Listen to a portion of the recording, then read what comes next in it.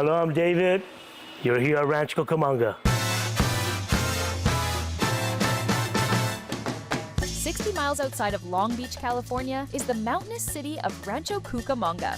Aside from the gorgeous views, this city houses one of DENSO's logistics warehouses, strategically placed to better serve our customers. With roughly 143,000 square feet, this team receives, stores, and ships automotive components that are delivered to original equipment manufacturers. With a safety-first and continuous improvement mindset, this location is going through a few changes. We started our re-warehousing project here. The main benefits of the project are to improve safety, first and foremost. 2, productivity and efficiency. The last improvement would be general associate welfare. So we're renovating and improving the offices for associates to have a nicer office and break room space.